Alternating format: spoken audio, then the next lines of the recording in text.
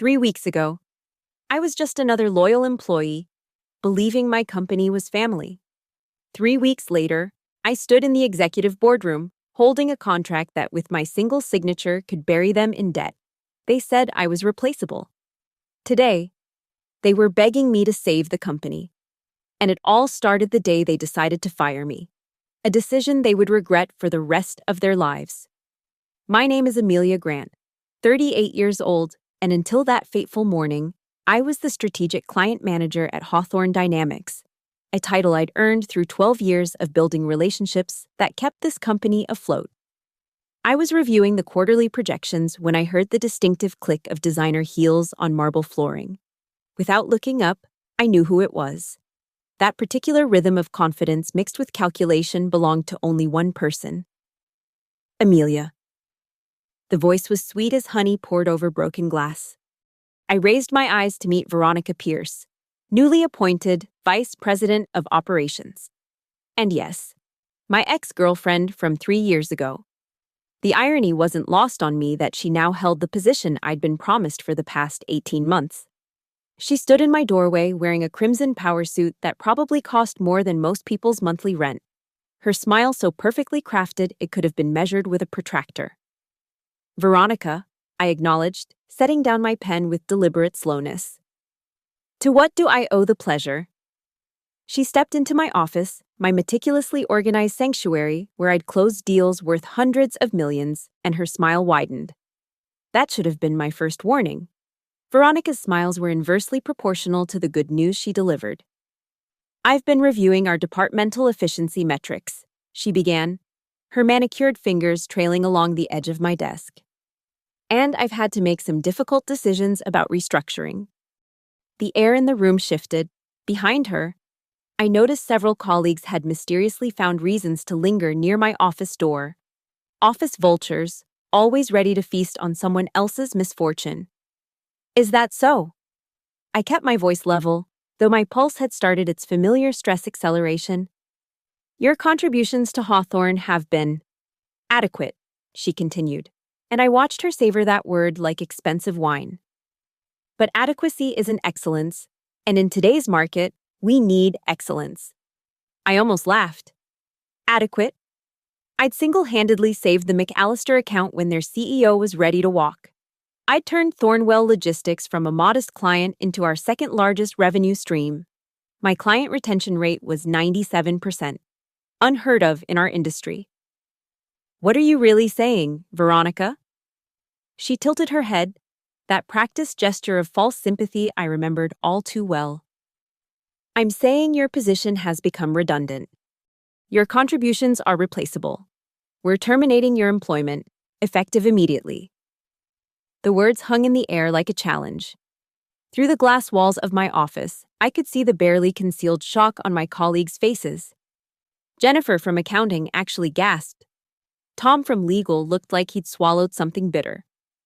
Replaceable, I repeated, tasting the word. That's interesting. Security will escort you out once you've collected your personal items, Veronica added, her voice now pure ice. You have 15 minutes. She wanted a show.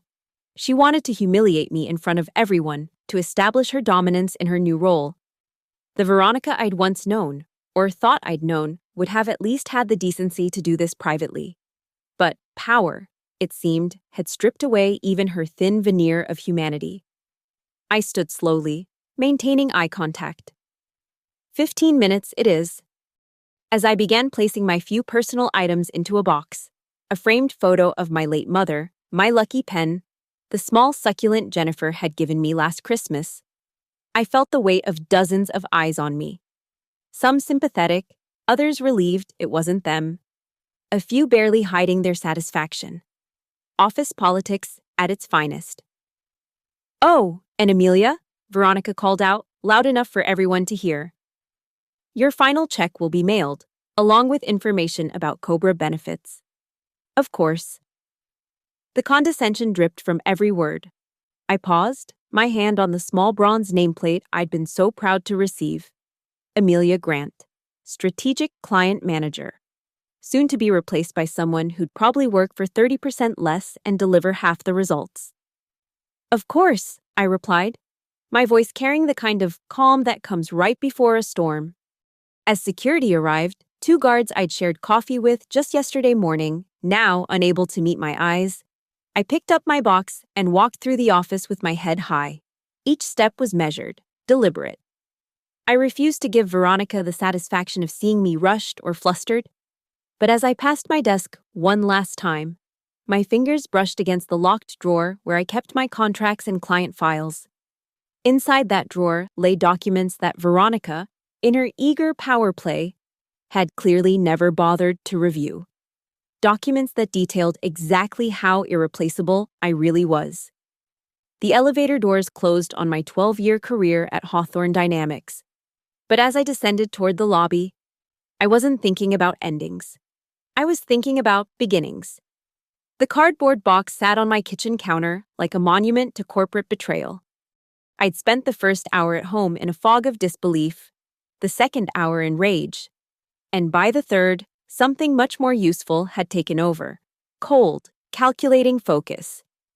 I pulled out my laptop and began systematically downloading every document from my personal cloud storage. 12 years of meticulous record-keeping was about to pay off in ways Veronica Pierce could never imagine. That's when I found it. The folder labeled Horizon Playbook.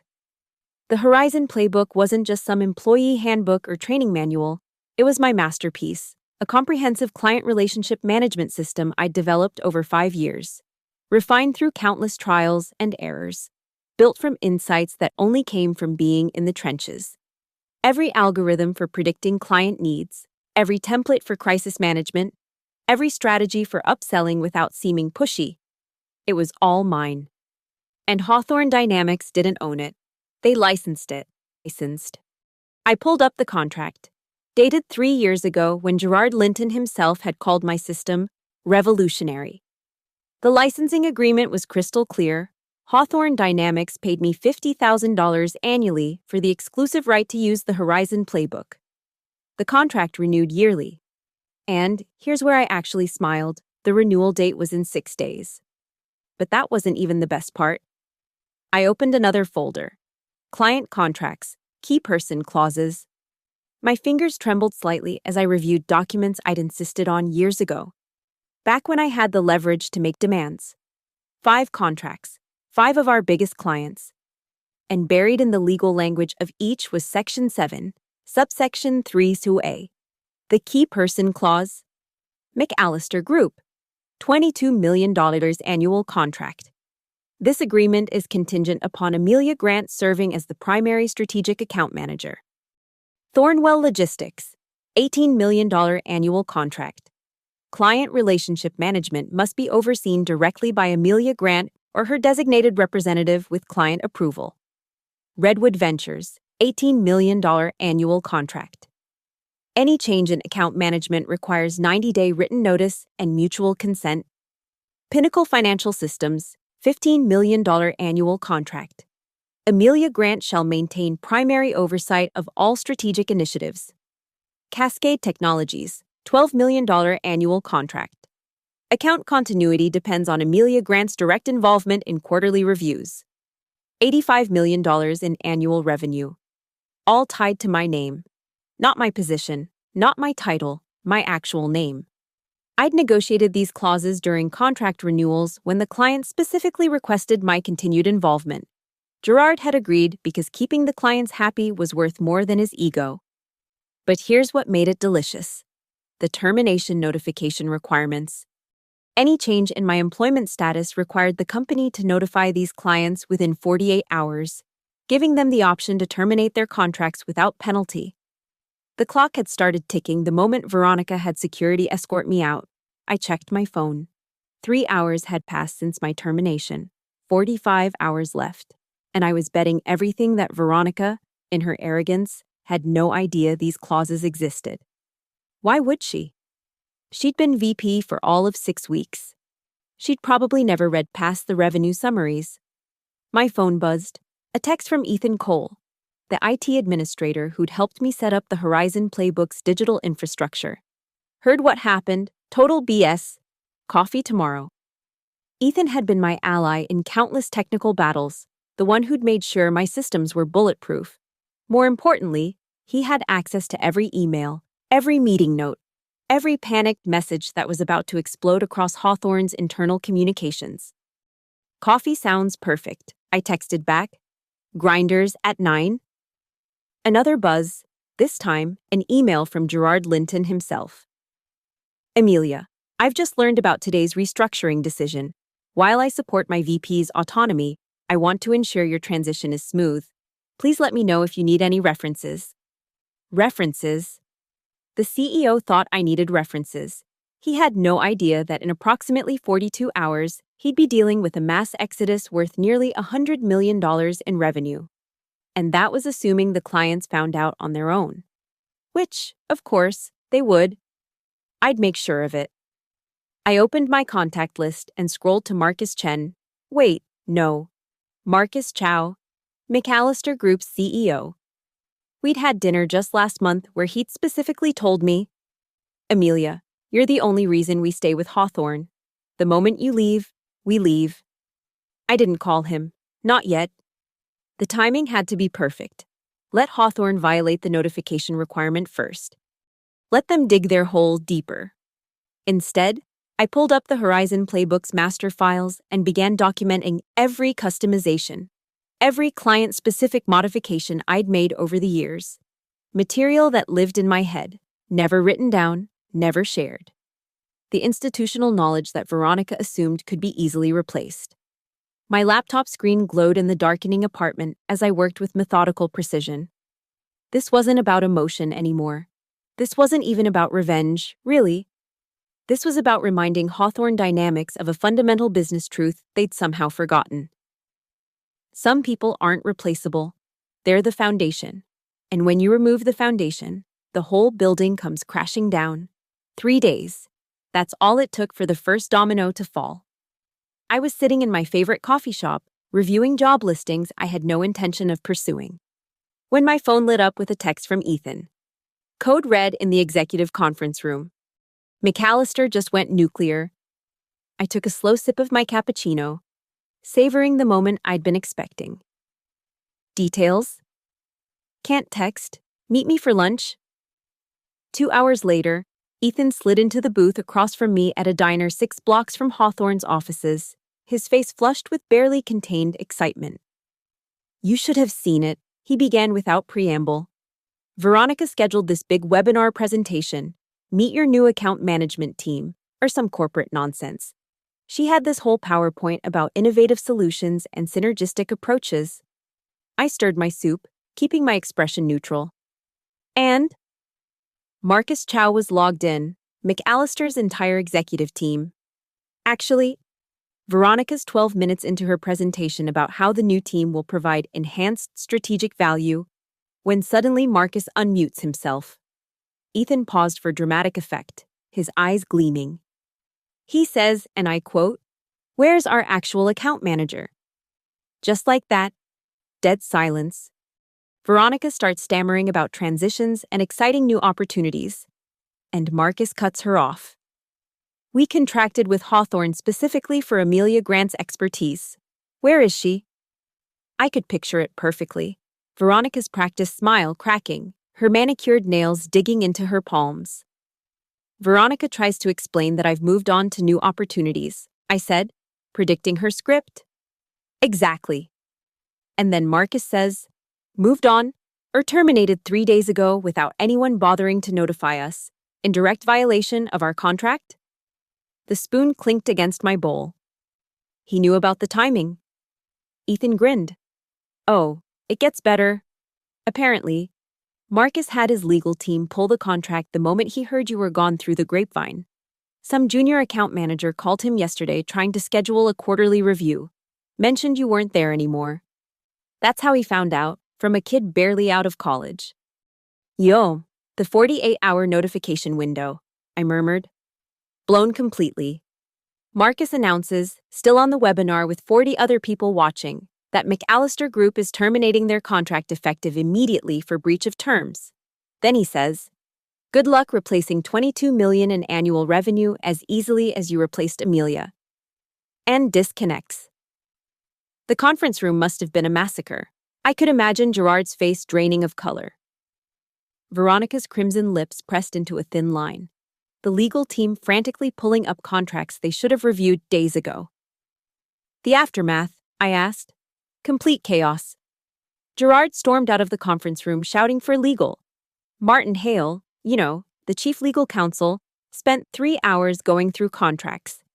That's when they found the other 4 key person clauses. They didn't know about all 5? Ethan shook his head. Veronica only knew about McAllister because it just exploded in her face. When Martin found the others, he whistled low. I've never seen him that pale. He actually had to sit down. My phone buzzed. A LinkedIn notification. Marcus Chow had just posted, "Loyalty is a two-way street.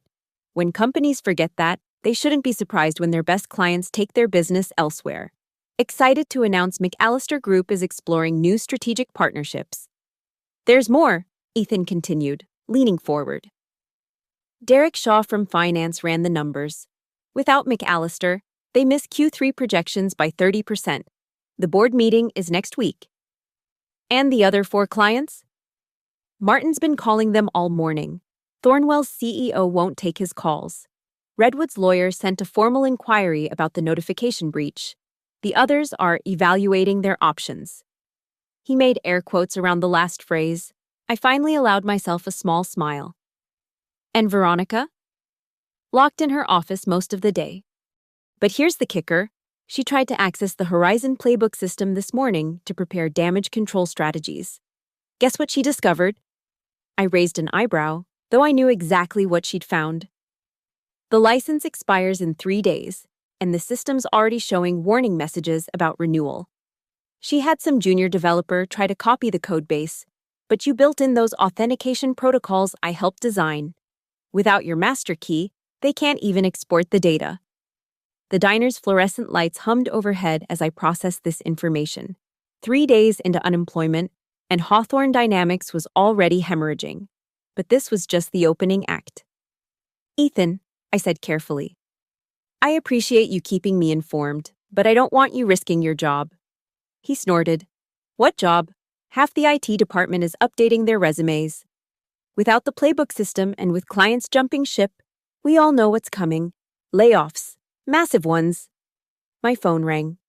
Unknown number. But I recognized the extension. Hawthorne's main line. Aren't you going to answer? Ethan asked. I declined the call. Not yet. Let them sweat a little longer. The phone immediately rang again.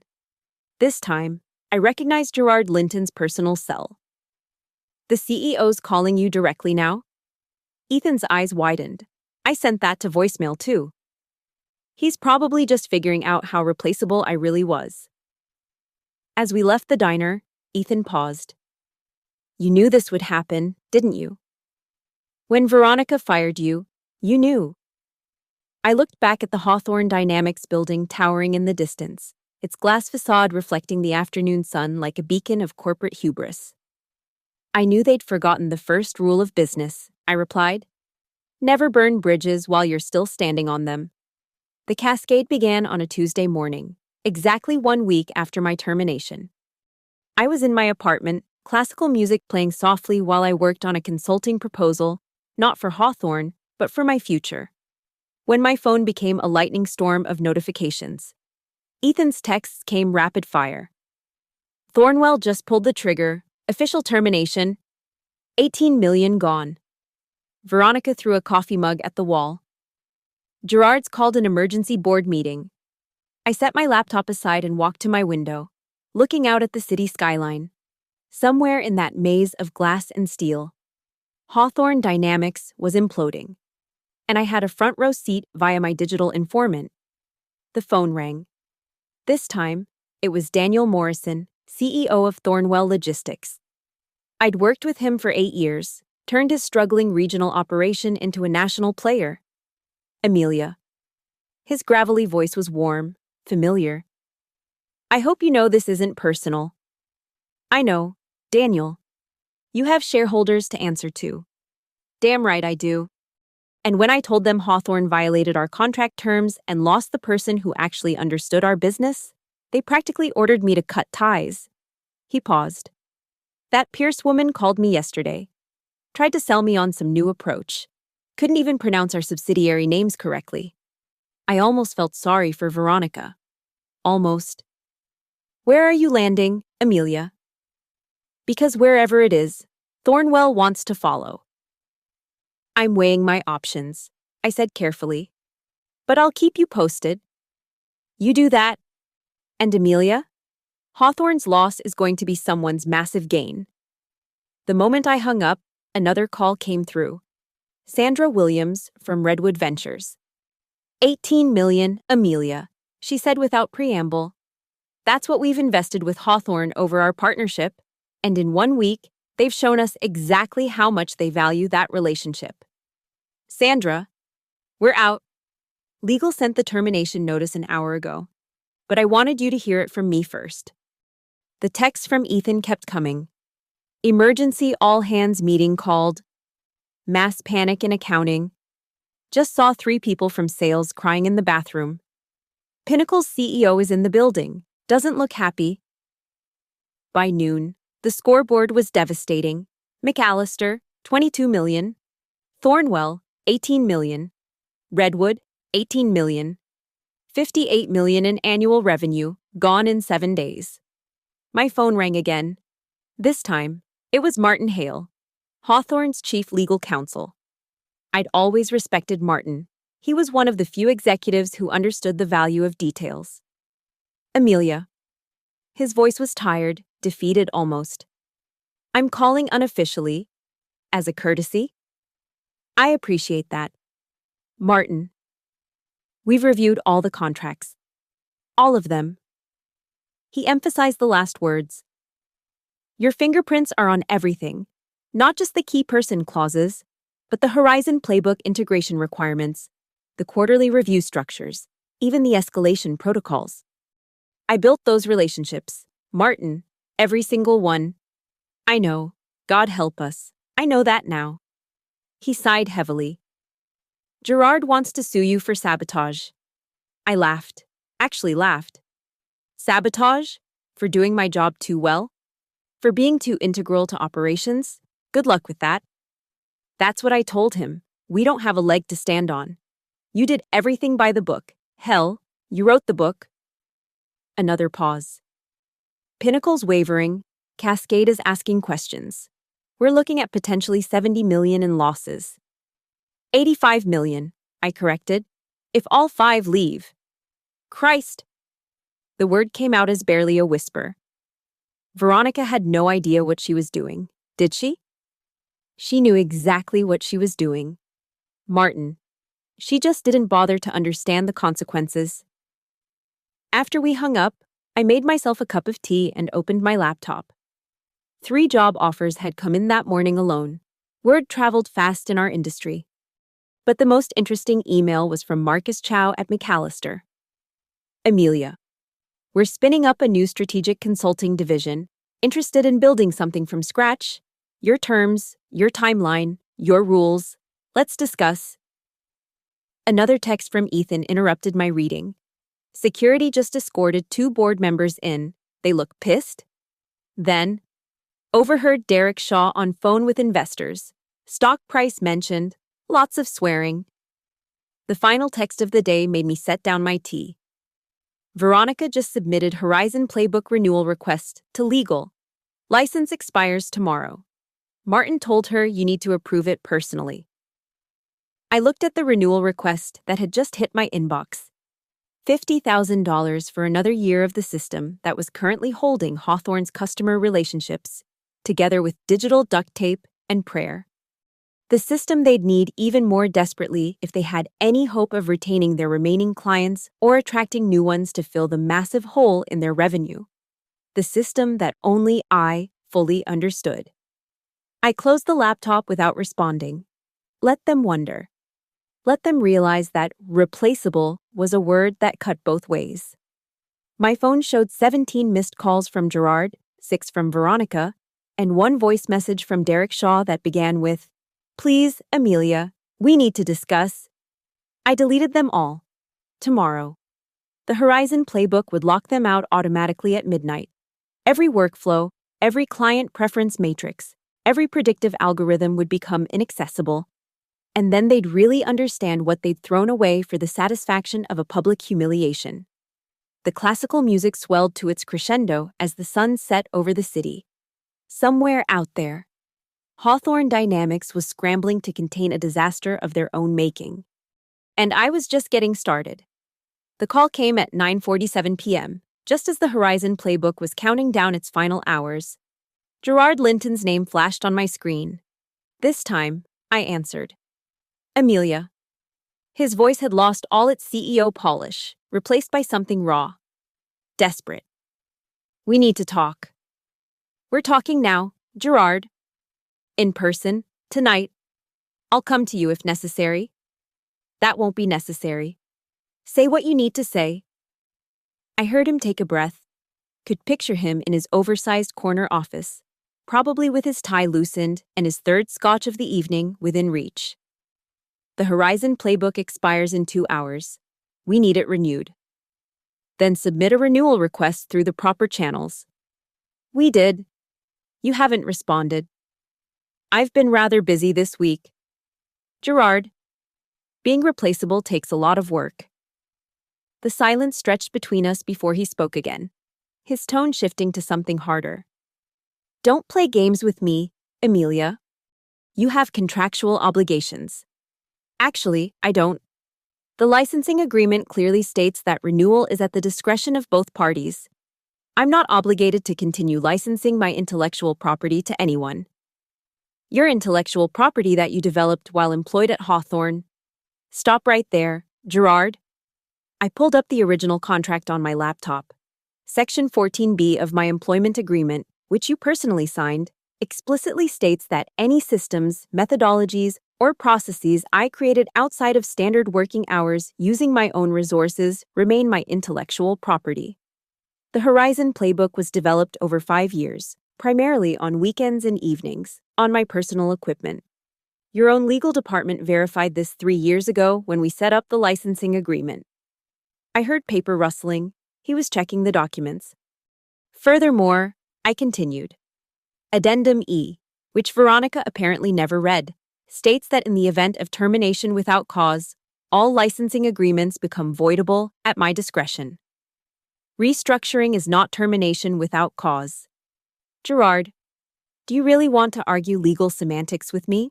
Your chief legal counsel already confirmed you don't have a case, but if you'd like to waste money on litigation while your company bleeds out, be my guest. His breathing was audible now, controlled, but barely. What do you want? What I want is respect. What I want is recognition.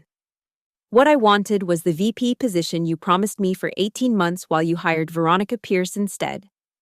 The board felt she brought fresh perspective. The board wanted someone who'd cut costs without understanding what those costs actually bought you. How's that fresh perspective working out?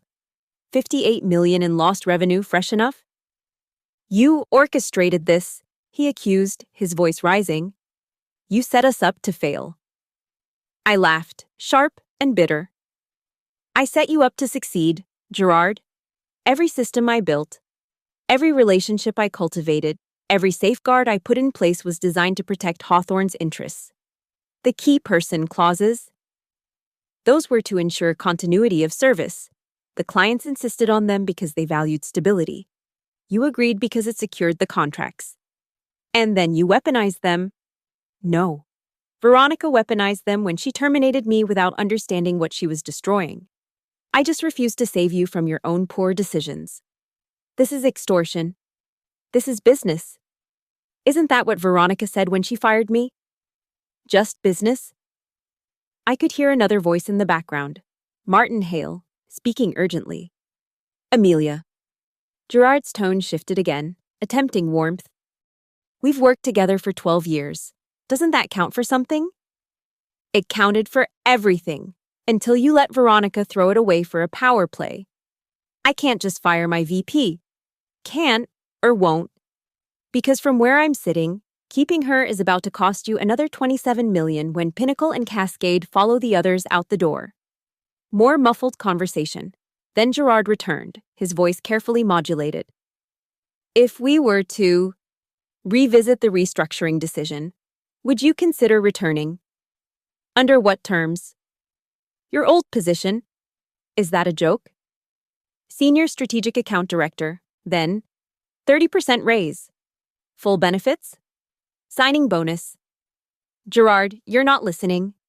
I don't want a title you'll just strip away the next time someone convinces you I'm replaceable. I want partnership. I want protection. I want Veronica gone. I can't simply terminate a VP without board approval. Then you can't have the Horizon playbook, or me, or the clients who are only here because of me. I glanced at my laptop clock.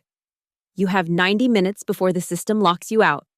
After that, rebuilding from scratch will take your team, what's left of it, at least 18 months. Assuming you can figure out my architecture without documentation, you documented everything. I documented what I was required to document. The rest, the real magic, the intuitive algorithms, the relationship matrices, that's all up here. I tapped my temple, even though he couldn't see it. And it's about to become very expensive to access. Name your price. 2.5 times the annual revenue of all 5 key accounts. That's $212 million for the complete Horizon playbook source code, documentation, and training. The choking sound was deeply satisfying. That's insane. That's the penalty clause in Addendum E for wrongful termination involving key account losses. Your legal team really should read contracts more carefully. We'll sue. Go ahead. While you're in court, I'll be signing with McAllister Strategic Partners. They've already offered me full autonomy to build their new consulting division. Guess which clients they're hoping to attract? The silence stretched so long I wondered if he'd hung up.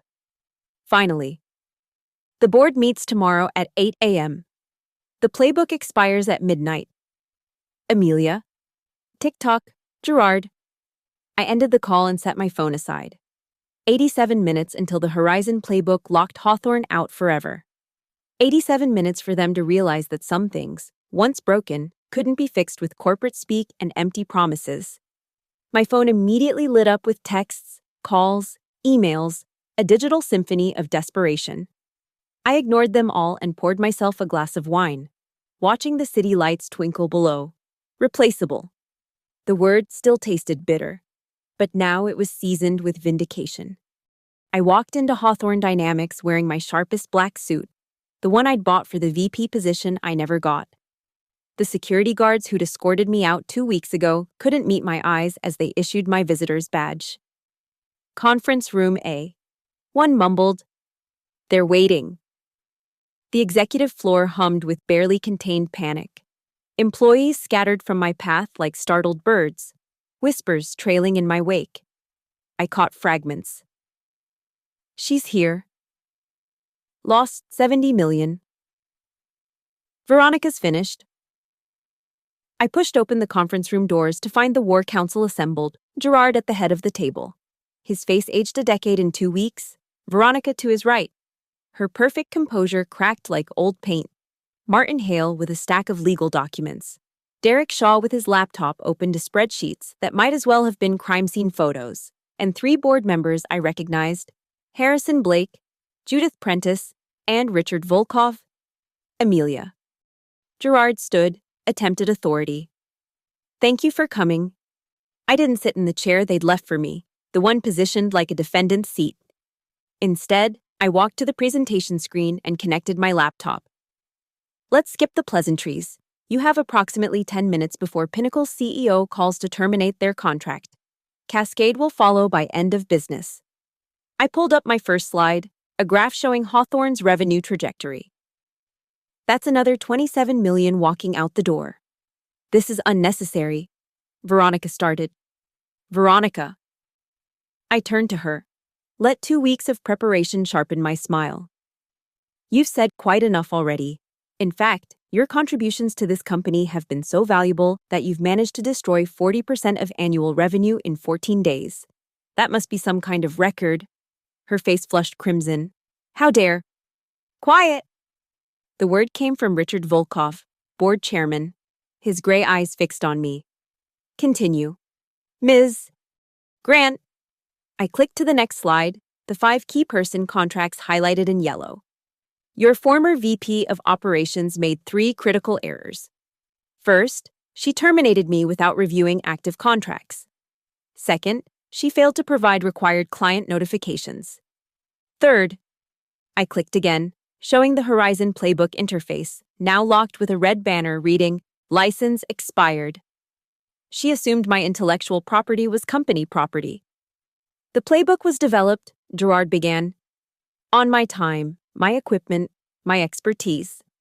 I handed out copies of the original employment agreement with Section 14B highlighted. Your own legal department confirmed this 3 years ago. Martin, would you like to explain to the board what happens when we go to court? Martin looked like he'd swallowed glass.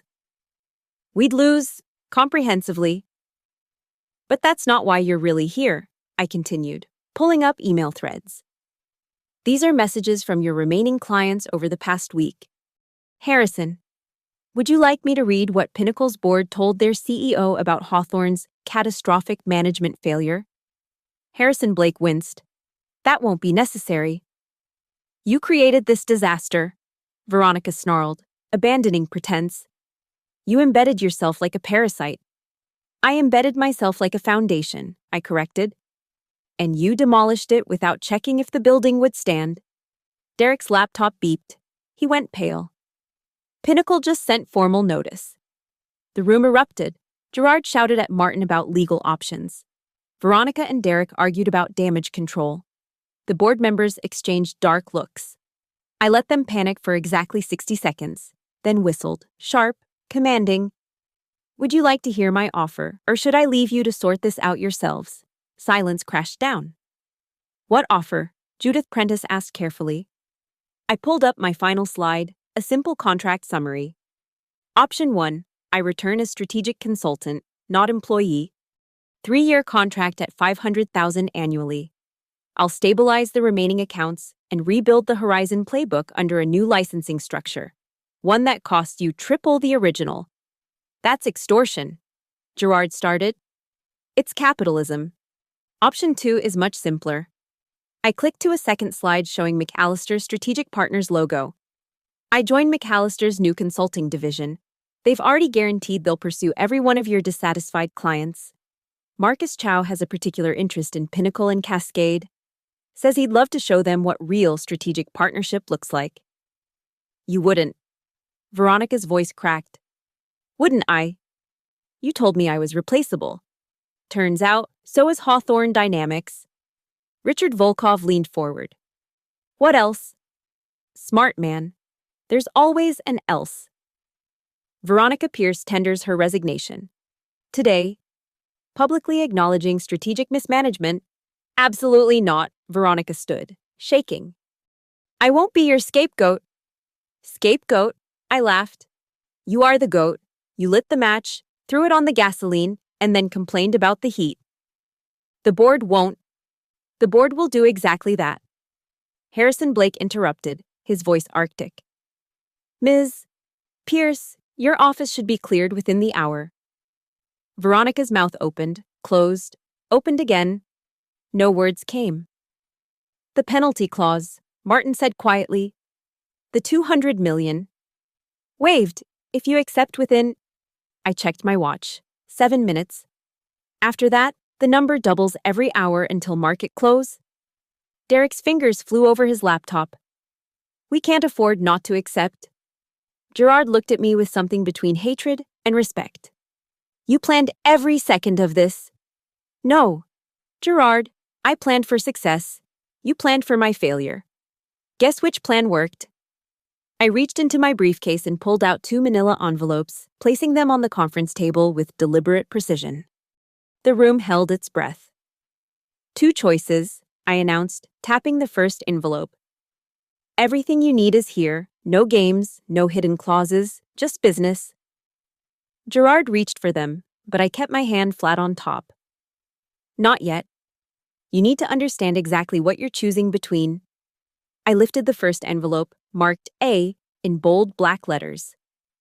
Option A, my consulting agreement. 3 years, $500,000 annually. I'll restore the Horizon playbook with a new licensing fee of $150,000 per year. I'll personally manage the crisis with your remaining clients and work to recover at least 50% of lost revenue within 6 months. Veronica resigns immediately with a public statement accepting responsibility for strategic failures. Veronica's knuckles were white against the table. This is humiliation. This is mercy, I corrected. Would you like to hear option B? I lifted the second envelope, heavier than the first, marked B in red. Option B, I walk out that door and accept McAllister's offer.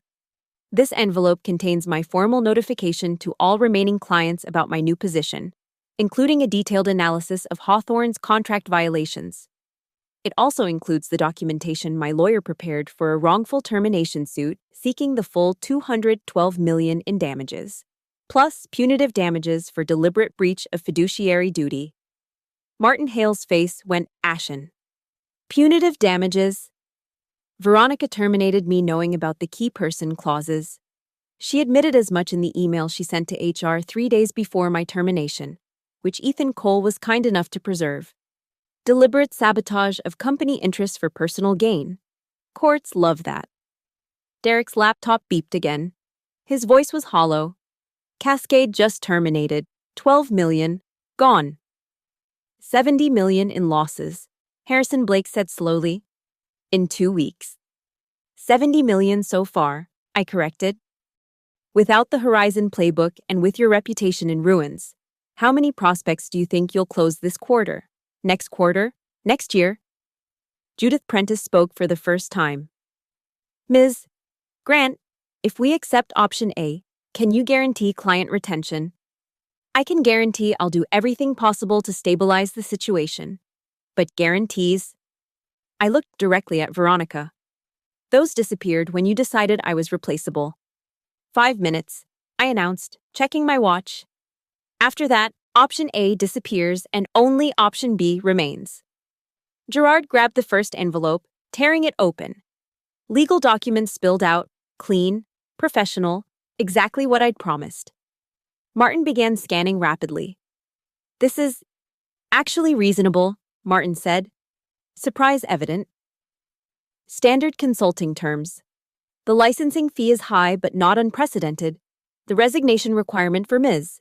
Pierce is clearly stated but not vindictive. I'm not signing anything, Veronica hissed. Then the company dies. Richard Volkov said flatly. Ms. Pierce, you cost us $70 million in 2 weeks. Your resignation is not a request. Gerard, you can't let them. I already have, Veronica. Gerard didn't even look at her. Security is waiting outside to escort you out. The transformation was instant. The polished executive facade shattered completely. You bastards! You absolute! Veronica. My voice cut through her building tirade. Remember what you told me? It's not personal. It's just business. Your contributions have become replaceable. She stood, trembling with rage. This isn't over. Yes, it is. I slid a single sheet across the table. Your resignation letter, sign it, or the board will terminate you for cause, which means no severance, no references, and potential personal liability for the company's losses. Harrison Blake nodded. That's accurate. Sign. Ms. Pierce. She signed with such force, the pen tore through the paper. Then she stormed out, her heels clicking a furious staccato that ended with the conference room door slamming. 4 minutes, I said calmly. We'll take option A. Gerard said, his voice aged and tired. Martin, can we execute this now? I need board approval. You have it. All 3 board members said in unison. As Martin prepared the contracts, Derek pulled me aside. Amelia, that second envelope, what's really in it? I smiled.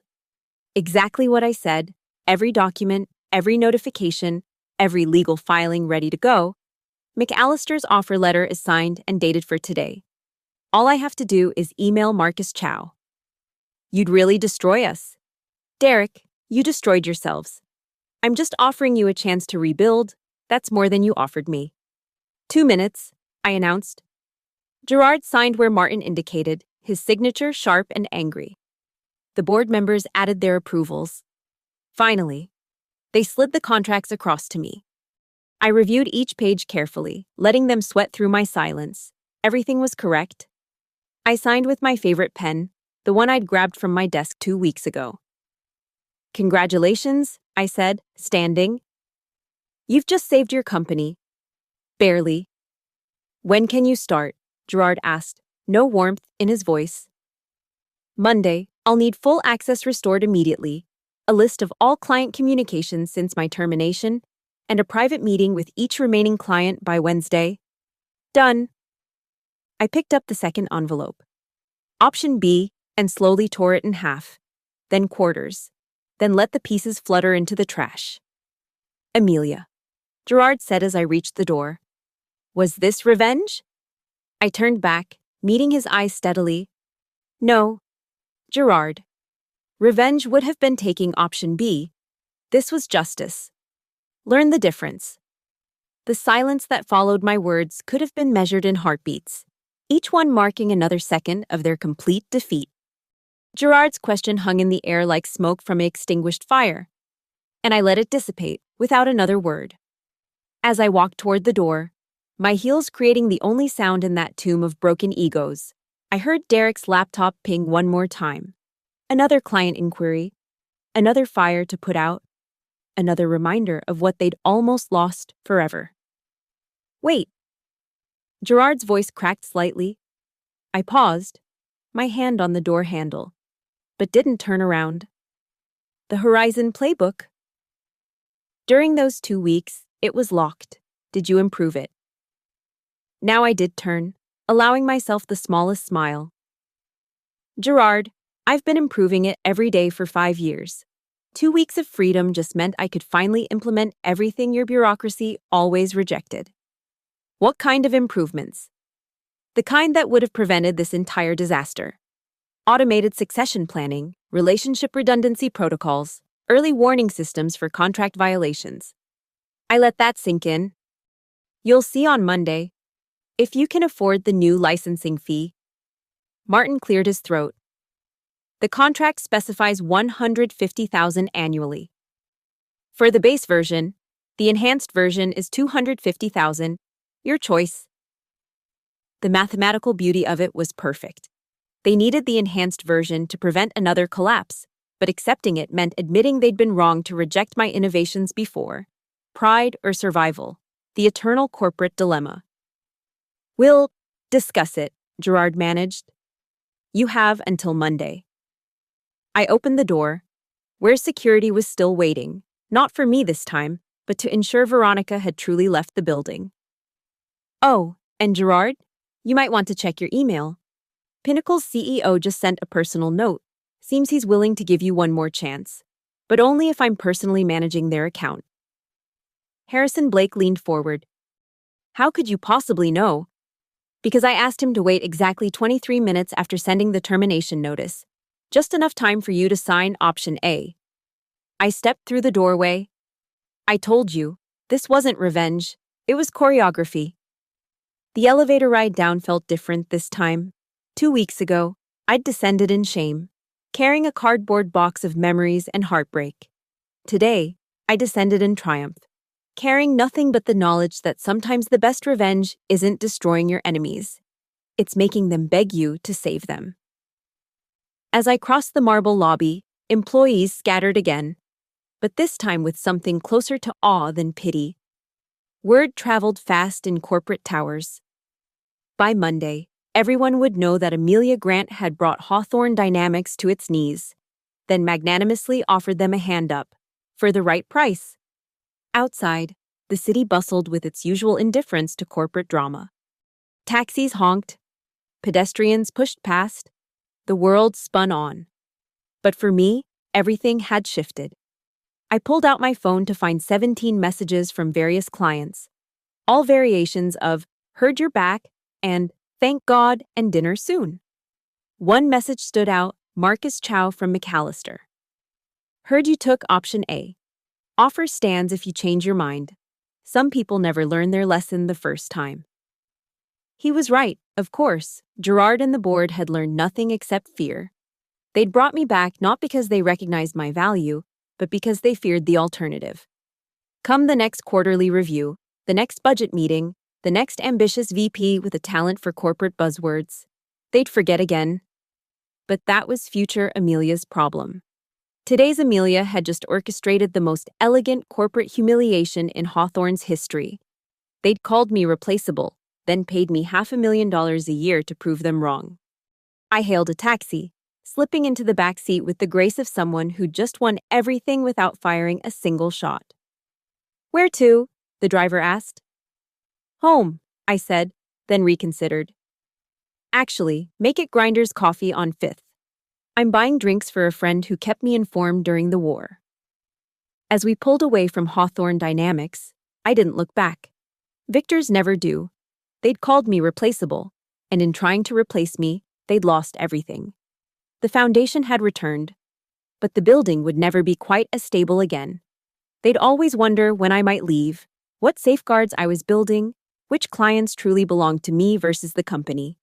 That uncertainty, that constant gnawing fear that one day I might choose option B after all, that was better than any revenge. That was justice with compound interest. The taxi merged into traffic, carrying me away from my past and toward a future where replaceable had become my favorite word. A reminder that sometimes the best way to prove your worth is to let them discover what life looks like without you. They'd wanted me gone. They'd gotten their wish. Then they'd paid me a fortune to take it back. If that's not justice, I don't know what is. Thank you so much for listening to this story of corporate justice and sweet revenge. I'd love to know where you're listening from. Drop a comment below and let's connect. If you enjoyed Amelia's journey from replaceable to irreplaceable, please subscribe to the channel for more stories like this one. And I'm curious, have you ever experienced a moment when someone realized too late just how valuable you really were? Share your thoughts in the comments. Until next time, remember, know your worth and never let anyone convince you otherwise.